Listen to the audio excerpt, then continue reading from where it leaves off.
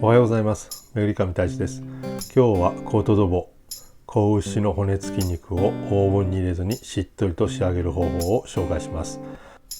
動画の中で子牛の下処理の仕方、あとフィッセルの仕方ですね、あとそのまま銃を取っていきます。最後までじっくりと見ていってください。それでは始めていきましょう。それではこのようにコートドボを用意します。だいたい1つで 600g ぐらいですね。そしてこの部分よく関節がついてますので取り除きます。その後だいたいこの辺で切り目を入れます。このまま骨を一周しますね。そして紋処ね、骨を出す作業をしていきます。このように内側骨の上の筋を切って、あとは剥いでいくときれいに取れます。切り込みを入れた後はこのように包丁で骨から剥がしてやると後取りやすくなります。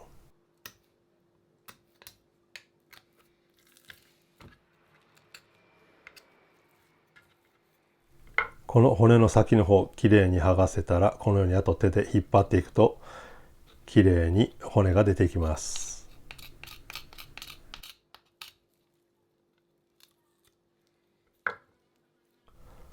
もし手が全て取りにくいのであれば、布もしくはキッチンペーパーなどで片方を持って引っ張ると非常に外しやすいです。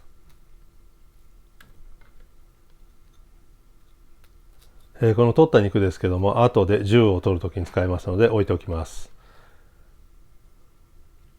でこの内側ですね、内側の薄皮の部分、これもきれいに剥いでおきます。やはり内側、内臓の方に接している分なのでちょっと臭みがあります。あと筋も結構気になるので、ここはきれいに取り除いておきます。これで紋処ねという作業は終わりました。続いてフィッセルしていきます。それではまずフィッセルをかけていきます。フィッセルをかける利点ですけども、肉の形が均等になる、厚さが均等になるということはですね、火の入り方が均等に入って非常にコントロールしやすいということになります。あと肉の縮みを防ぐので肉も柔らかくしっとり仕上がります。骨を境に上と下で2回か3回糸を通してやれば形が整いますので、このようにきれいな形になるようにタコ糸を周りに回して、あとは縛っていきます。最後フィッセルを締めるときはこのように2回3回回してから肩結びをします。こうすると手を離したときに糸が緩みません。これでフィッセルの完成です。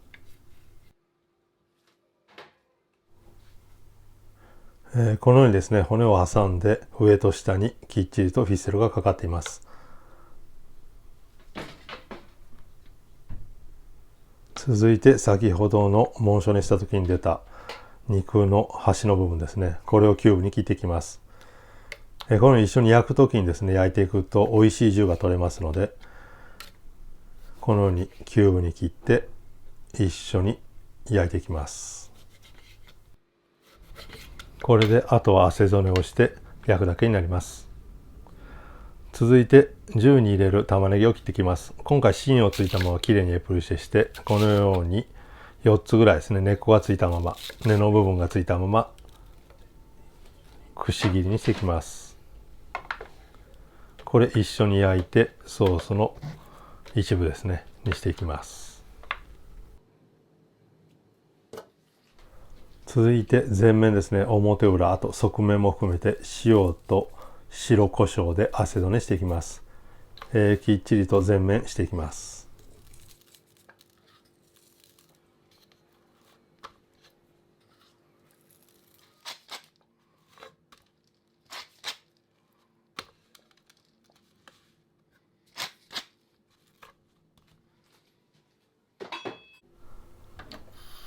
それでは火を入れていきます。今回オーブンには入れずにこのココット鍋で仕上げていきます。今回オリーブオイルをひいて、そこに先ほど切ったキューブとコートドボを入れて焼いていきます。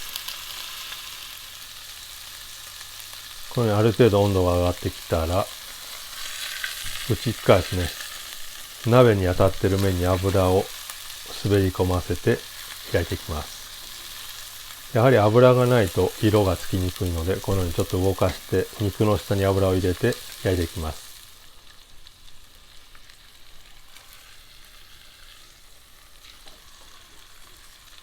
軽く色がついたらひっくり返して肉も軽く混ぜて、あとは蓋をして5分ほど中火より若干弱火で焼きながら蒸していくっていう感じですね。ただ温度が低すぎると肉汁が出てしまいますので、温度は中火より少し弱めでこのまま蓋をして5分ほど置きます。5分経ったので蓋を開けます。蓋の内側についている水分は鍋に戻します。見てもらったら分かりますけども、ちょっと見えにくいですけども、この鍋底にですね、シュックル、旨味が突き出してきています。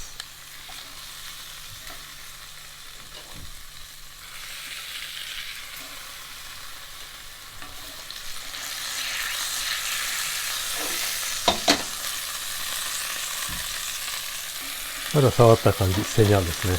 なのでまたひっくり返して、もう一度蓋をして焼いていきます。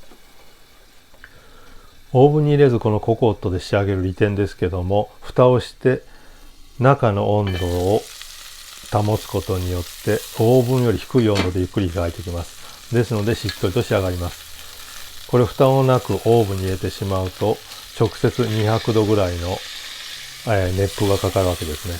ココットでやるとそこまで温度が上がりません。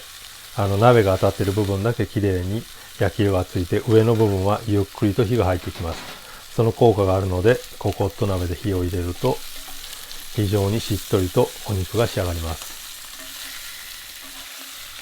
玉ねぎを入れたら鍋に残っている油とよくなじませてよく混ぜます。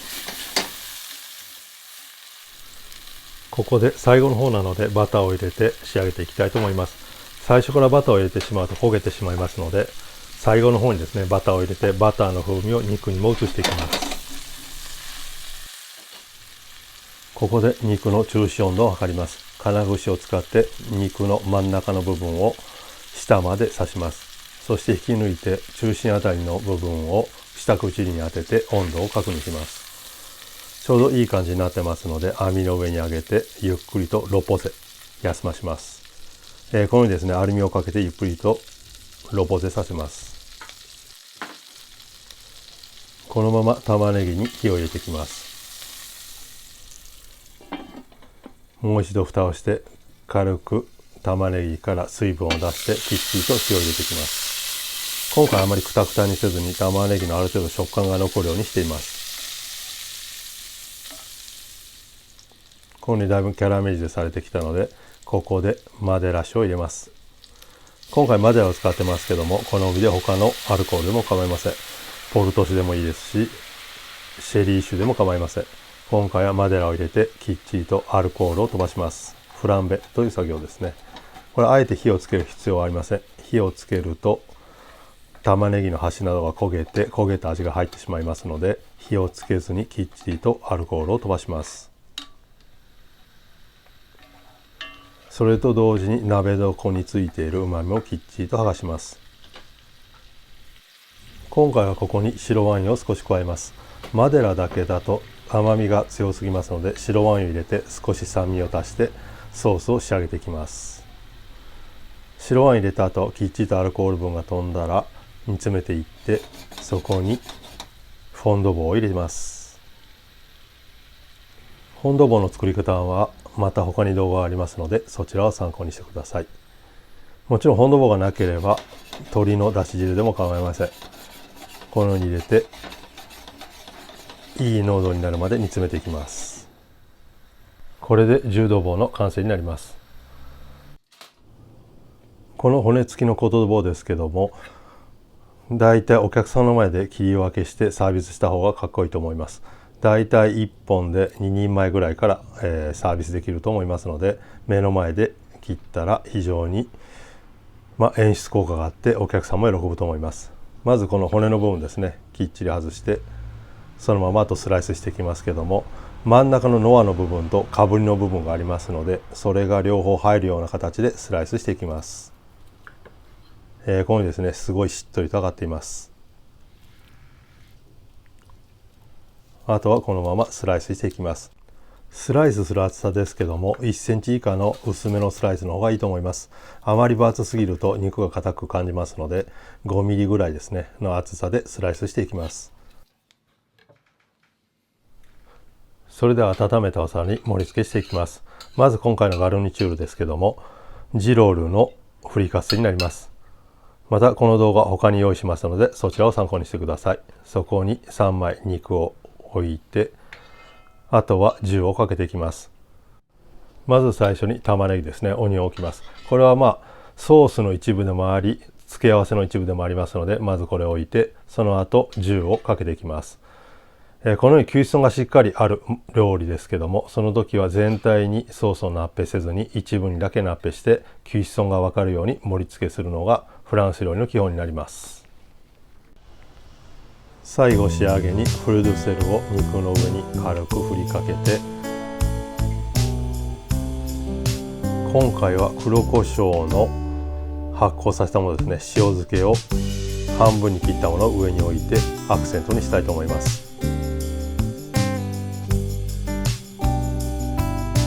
これで今回のコートドボー94ココットを完成になります。最後までご視聴ありがとうございました。